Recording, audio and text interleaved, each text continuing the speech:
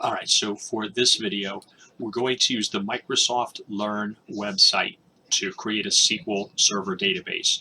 The links to each of the 6 modules in the AZ900 track are found in the PowerPoint decks. We're currently in part 2, describe the core Azure services. Okay, the link is here.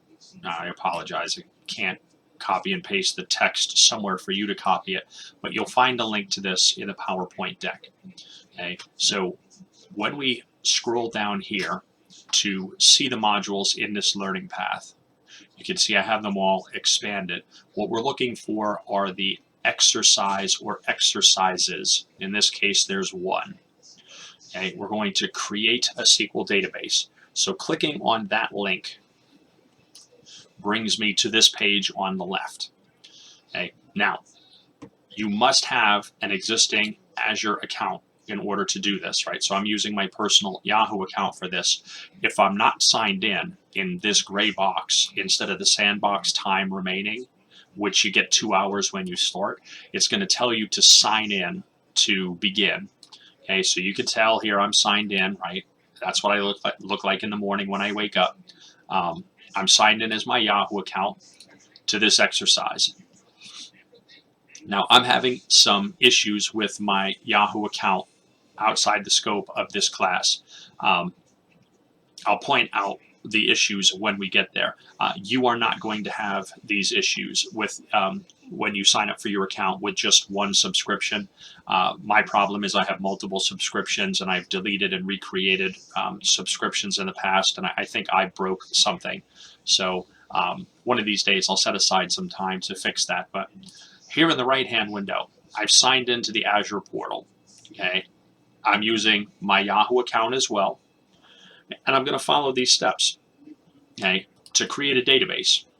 Okay, so the premise of this, the Microsoft Learn site, takes you through the adventures of this fictitious company called Tailwind Traders. And we're going to create a SQL database in Azure for them that does contain some test data. Okay, so we're legitimately just going to follow the steps as they're written, with this exception for me. Okay, you're going to be able to follow these instructions without issue. You're going to see once we get here that I can't. Now, step 2 tells you to click on create a resource, click on the database category. No, all right. There are more than one way to skin a cat, as the old saying goes. In the search box, what am I trying to create? I want to create a SQL database. All right, SQL database, SQL databases. Okay. Now, it's worth noting the Azure Portal, the look, the feel, the verbiage that's used gets updated far more frequently than these instructions do. So you'll notice things like that, right, where it says database here, but it says databases here. Some changes to the portal are innocuous like this one. Others are a little, hey, I thought you said SQL databases would be in this category, and they'll change the name of the category. That's why I always use the search box, right? I don't go through the category search. Okay, so let's create a database. You can see I don't have any, so let's make one. Click on create, click on create. 6 of one, half a dozen of the other. Now, we have got to answer some questions, and once you're in here for a while, you'll start to see that many of the things you have to provide are the same, regardless of the resource you're creating. Almost always you'll be asked for the subscription. Almost always you'll be asked for the resource group and the name of whatever resource that you're trying to create. Okay. Now in this case, okay, in a previous video I told you I have an MSDN platform subscription. You are going to use what's called the concierge subscription. You'll notice in your account, you'll have your personal account listed here, and then in place of MSDN, you'll have a concierge account. And I believe it's named that concierge and then some numbers and letters at the end. Okay, I can't make use of that. I'm going to use my MSDN platform subscription. It's fine. I'm going to throw this database in this delete me resource group. Now, I talked about why I use the name delete me all the time. This SQL server will cost money as long as it's running and data being transferred to and from it due to queries, due to user updates. I'll start incurring charges. So I'll throw it in the delete me resource group, because when I'm done, I'll whack the delete me resource group, and everything that gets created inside it is also gone. Okay, we're going to name it DB1. That's exactly what I like, a very descriptive name for a database server. Call it whatever you want as long as it matches these criteria. Okay, if it doesn't match one of these criteria, should not match special patterns, reserved words. Okay, that's fine. I was going to try to simulate a failure there, but we're going to create a new server. You can see I don't have any existing servers. So we're going to create new. Now, you have got to be super careful here. What options you pick here are also going to affect pricing. Now, again, because we're throwing these in a disposable resource group, it's fine. You're going to delete the resource group at the end of this, and we'll move forward. Okay. So server name is going to be SQL server, and then they want 4 numbers. So I'm just going to make up 4 numbers. This must be unique worldwide. No, I'm not kidding. Because you can publish this to the internet and then use SQL Server and your 4 numbers, .database.windows.net to get there, okay, when you're building your connection strings. Okay, US East is fine. We're going to use SQL authentication because we haven't touched on AAD. The server admin login is going to be SQL user. The password I'm going to copy and paste so I don't fat finger it. Okay, my passwords match. I should have started a stopwatch. Okay. Now it's building. Now while it's working, I'll move down here to step 6. Okay. Do I want to use an elastic pool? Now that's a little beyond the scope of the 104 class or the 900 class, which is where you're watching this video. But an elastic pool is, oh, this database server is really busy. Let me scale out a second server and automatically load balance between the two, right? An elastic pool. It's able to grow or shrink as need be. No, I don't want to use that because that's going to cost extra money. Okay. General purpose is fine. Okay. Later on, we'll get into this configure database, and you're going to see we're going to have the option to change how many cores, how much RAM, etc. Okay. Geo-redundant backup storage. We're going to talk about this ad nauseum later on, right? LRS versus ZRS versus GRS, and which is appropriate at what time. Okay. Step 7, we'll move on to networking. You could also click on the buttons up here at the top. Okay, network connectivity, we want a public endpoint.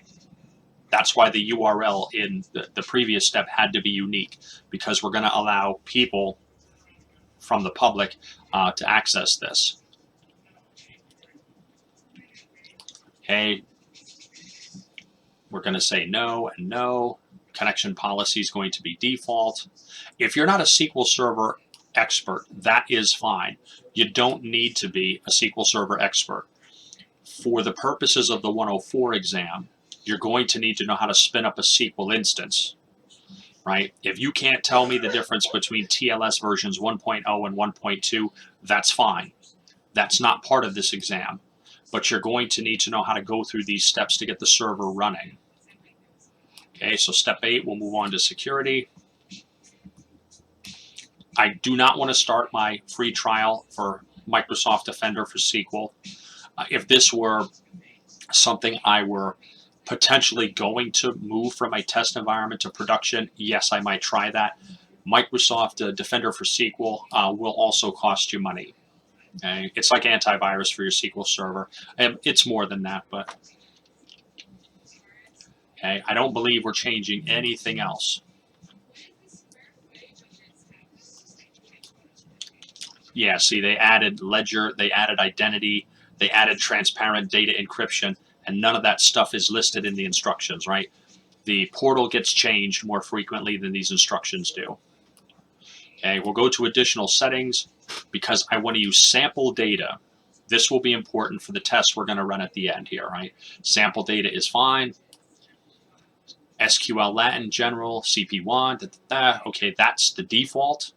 Okay, again, I don't know what coalition means. I'm not a SQL admin, right? I'm an Active Directory and Windows Server guy, right, who happens to do work in Azure. But I can spin up a SQL instance for my DBAs. Let's review and create. Let's create. Now, what I didn't do there, okay, there is my, oh, okay, instead of the spinning circle, now it's a horizontal line that scrolls. Okay, deployment in progress. Now, this can take 30 seconds. It can take 3 minutes. 3 minutes isn't a long time unless you're staring at the screen waiting for this to complete. Ooh, you know what? I think I skipped past this part, so I might have an issue there. Okay, pay attention to the smaller details. We'll find out in a second when I undertake task 2 to test the database.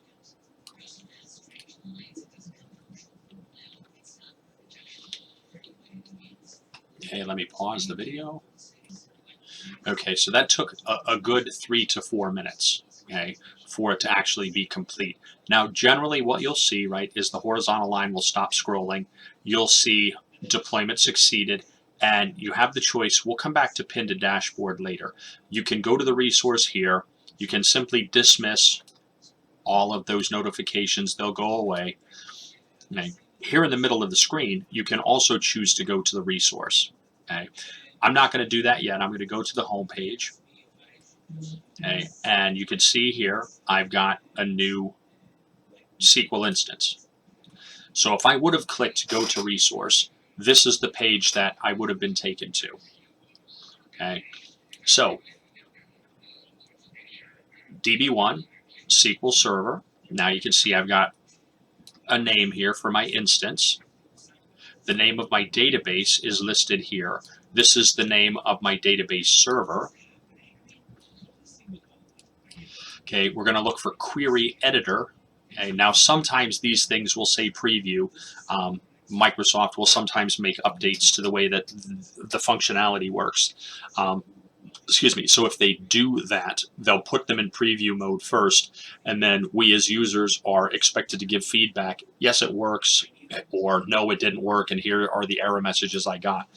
So if we go to the query editor preview, it's going to ask you to log in.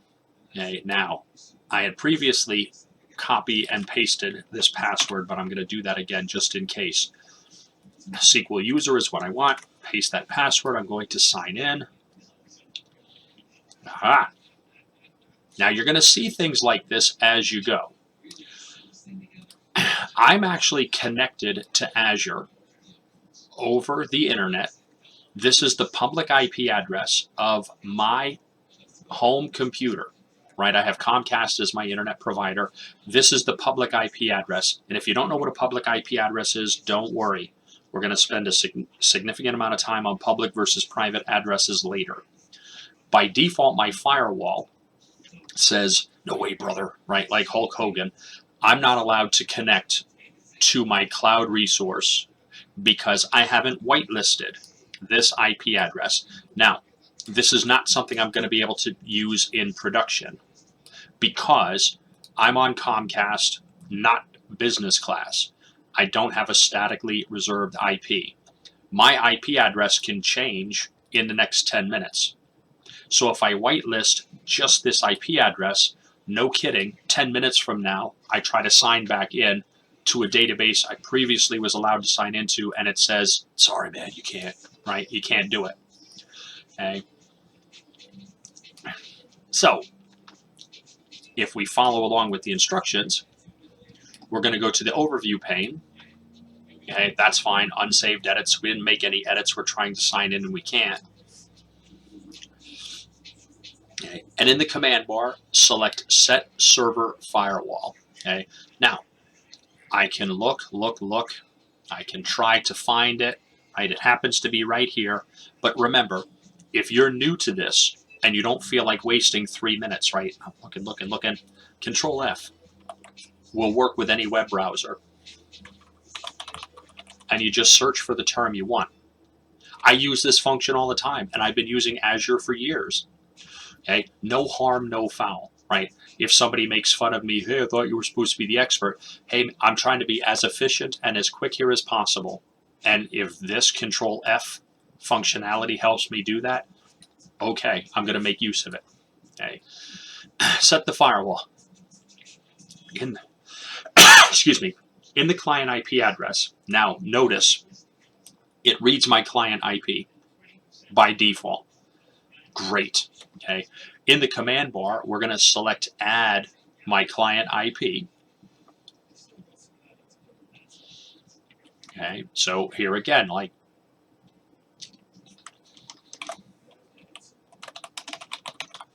okay, make use of that feature. No joke, right? Especially when you're studying for the certification exam. Okay. Make heavy use of this. Right, this feature. That way, when you get to the actual certification exam, if you've done this enough, okay, makes it easier. So clicking Add Client IP, it's going to take this, drop it into here. My range of IPs is my IP to my IP. Easy peasy, right? Notice the name it gives it. I'm going to leave the name. Okay, I would normally change that name, right, because it's date time stamped. But, you know, I might name it, you know, client IP address Mike's PC or something like that. Okay. So now we're going to choose Save to save the firewall rule. We're noticing, right, that my screen looks like this screen. Okay. Now it should be done. Successfully updated. Good. Okay. I can go back here. Right. They're talking about the breadcrumb at the top of the page. Okay. I've never used the term breadcrumb before, but if you didn't notice what I did, right, it said home and then DB1 here. You just click on the DB1 here, and it brings you right back where you were.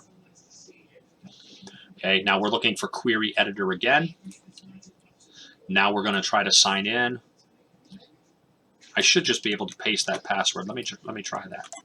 Yeah, okay. Okay, now, because I have multiple subscriptions, I'm going to get this certificate error. Who do I want to sign in as? Now, I'm going to pick the top one. I don't know if that's the correct one or not. Let's find out. There we are. Okay, good. I got lucky. One of the problems with having multiple subscriptions and then creating and deleting lots of resources, if I don't do a good job of house cleaning, I get a lot of these remnants left over. That's my fault, right, for not documenting, hey, on this day, I created this database with this certificate, blah, blah, blah. Okay. Hopefully you do a better job at documenting your stuff than I have. Okay. Now, once I'm in, here's my query pane. Now, again, you don't need to be a SQL expert. The lab is going to walk you through this. Hit copy right here. Hit paste over here. Yes, I want to allow it. There we are. Now, I'm going to maximize this for 1 second. Okay. My screen, although it has the dark theme, looks like this picture. I'm going to hit run right here, and I should see these results. Now, let's see if I did a good job here. Okay, there's my pasted query. I'm going to hit the run button, and my results should appear here. Now, if the numbers are different, that's okay. Okay, so we've got, what, 58 red road frames, if I'm reading this right.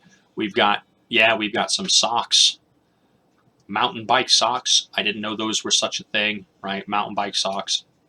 But my results look like the results given to me in the lab. And that's because I use the sample data. That's as quick and as easy as it was to create a SQL database. Obviously, if you're doing this in production, it's more complicated. But hopefully, you're not the Azure admin and the DBA, the database administrator. Those two jobs are full-time jobs in and of themselves. In a production environment, you're going to create your databases that reside on database servers. You're going to create the tables, the queries, the reports, etc., or you're going to migrate your on-prem data into the cloud, which is a totally separate video.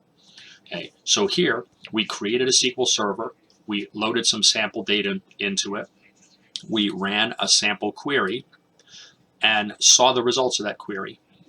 Okay, that's as easy as creating a SQL database can be in Azure. So hopefully this video helped, and I will see you in the next one.